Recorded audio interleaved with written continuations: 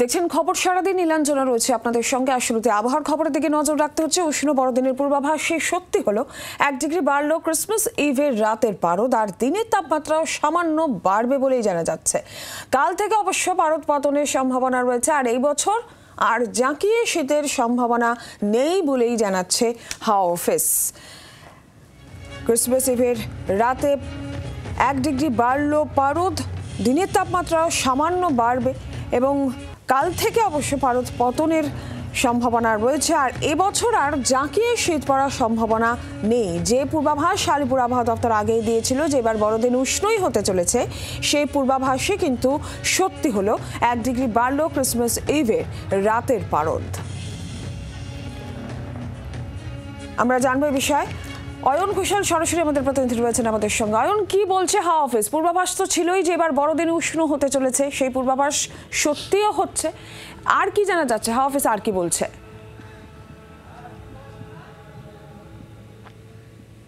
সুপ্রভাত নীলাঞ্জনা, তোমাকে এবং তোমার মাধ্যমে এই মুহূর্তে যারা জি24 ঘন্টা দেখছেন তাদের প্রত্যেককে বড়দিনের অনেক অনেক শুভেচ্ছা। এবং তার থেকেও যেটা গুরুত্বপূর্ণ বিষয় সেটা হচ্ছে শীতের আমেজ গায়ে মেখে বড়দিন পালনের জন্য যারা তোড়জোড় নিচ্ছেন তাদেরকে বলে রাখা ভালো যে আজকে সকাল 8:30 9টার পর থেকে আর এই গরম পোশাকের কোনো প্রয়োজন হবে না। একথা আমরা বলছি না, বলছে আলিপুর আবহাওয়া দপ্তর। কারণ একদিকে 18 ডিগ্রি ছুঁই ছুঁই রাতের তাপমাত্রা এবং দিনের তাপমাত্রা প্রায় 26 ডিগ্রি ছুঁই ছুঁই। এই অবস্থায় বাতাসে জলীয় বাষ্প বা আপেক্ষিক আর্দ্রতার পরিমাণ 95%। এই অবস্থায় দাঁড়িয়ে আজকে যারা কিছুক্ষণের মধ্যে বেরিয়ে চিড়িয়াখানা, ভিক্টোরিয়া মেমোরিয়াল, জাদুঘর, ইকো পার্ক, নিকো পার্কে যাবেন, সেখানে যখন রোদ উঠবে তখন একেবারেই শীতের কণামাত্র রেশমাত্র থাকবে না।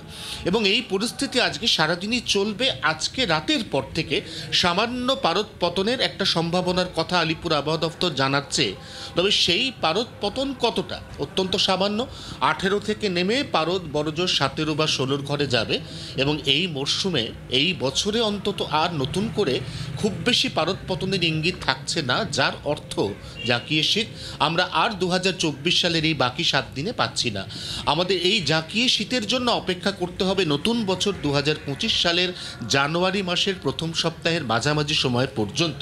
আজকে আরেকটু খারাপ খবর, রাজ্যের অত্যন্ত জনপ্রিয় পিকনিক ডেস্টিনেশন যেগুলো রয়েছে তার মধ্যে পূর্ব মেদিনীপুর এবং দক্ষিণ 24 পরগনা, সেখানে খুব হালকা বৃষ্টিপাতেরও পূর্বাভাস রয়েছে, আকাশ মেঘলা থাকার পূর্বাভাস রয়েছে।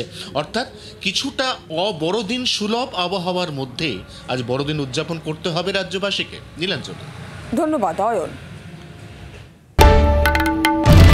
বাংলার আওয়াজ, বাঙালির আবেগ, জি24 ঘন্টা।